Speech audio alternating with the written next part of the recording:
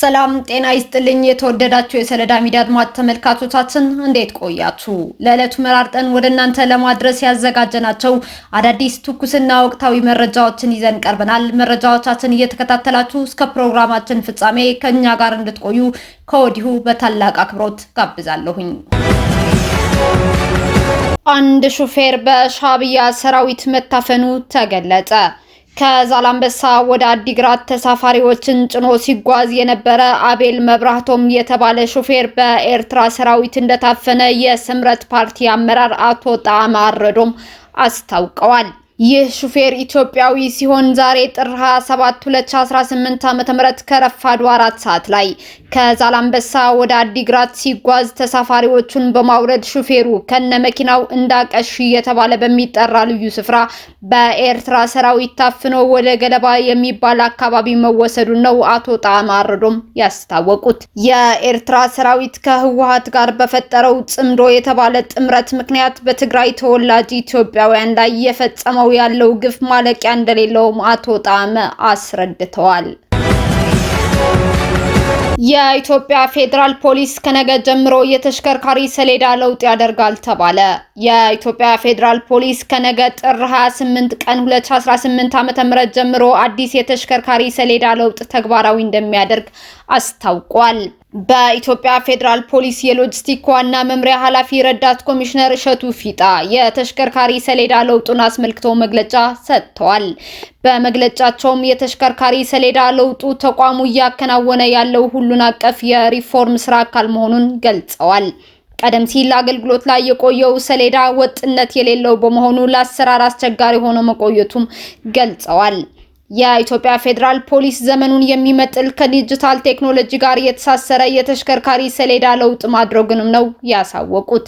ከነገ ጀምሮ በይፋ ተግባራዊ የሚደረገው የኢትዮጵያ ፌዴራል ፖሊስ የተሽከርካሪ ሰሌዳ የደህንነት መጠበቂያ ሚስጥራዊ ቁጥር መለያዎች የተካተተበት በመሆኑ አገልግሎቱን ፈጣንና ቀልጣፋ ያደርገዋልም ብለዋል።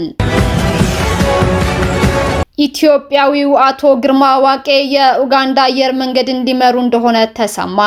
የዩጋንዳው ፕሬዝዳንት ሙሴቬኒ የቀድሞውን የኢትዮጵያ አየር መንገድ ዋና ስራ አስፈጻሚ አቶ ግርማ ዋቄን የዩጋንዳ አየር መንገድ ኃላፊ አድርገው ሊሾሙ እንደሆነ ተሰምቷል።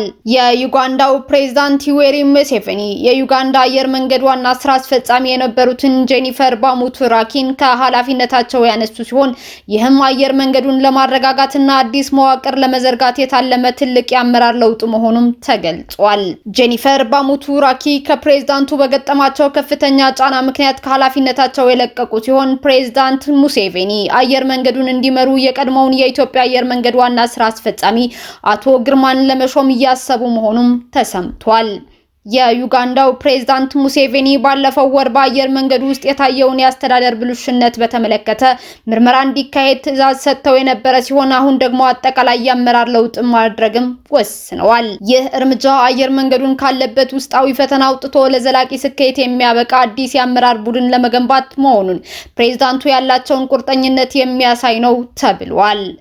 ፕሬዝዳንት ሙሴቬኒ አዲሱ የአመራር ቡድን ያለ ውስጣዊ መቃቃርና ያለ ፖለቲካ ጣልቃ ገብነት አየር መንገዱ ያለውን የንግድና ስልታዊ አቅም ወደ ውጤት እንዲቀይር ይፈልጋሉም ተብሏል።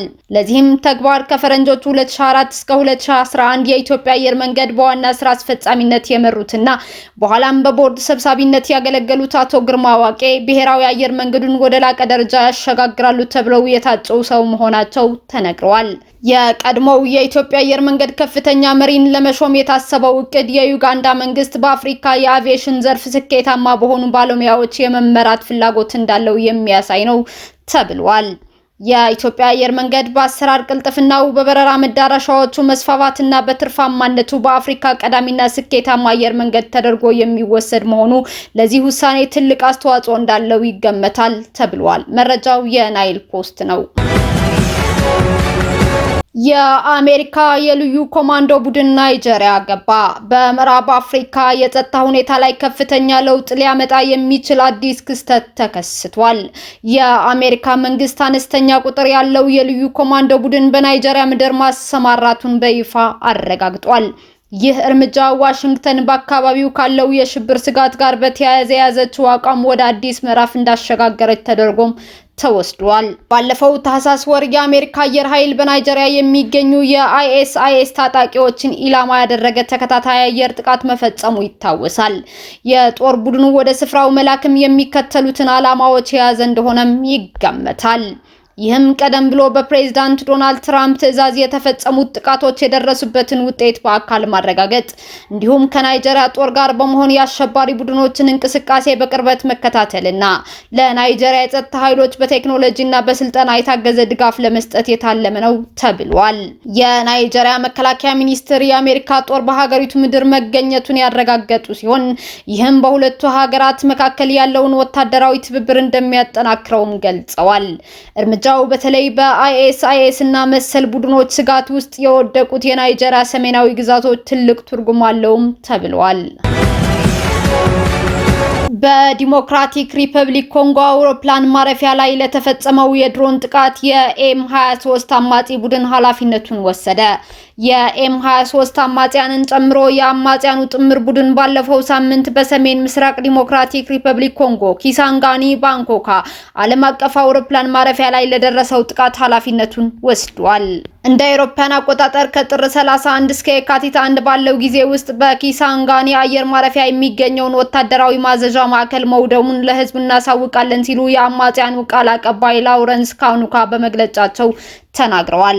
ማዕከሉ ነፃ በወጣ አካባቢዎች በተለይም ማሲሲ፣ ዋልካሌ፣ ሩትሹሩ፣ ሉቤሬ፣ ካሌሄ፣ ሙዌንጌ እና ሚኒምቦዌ በሲቪል ህዝቦች ላይ ያነጣጠረ ገዳይ ተግባራትን ለማቀድ ለማስተባበርና ለማስፈጸም ዋና ማዕከል ሆኖም አገልግሏል።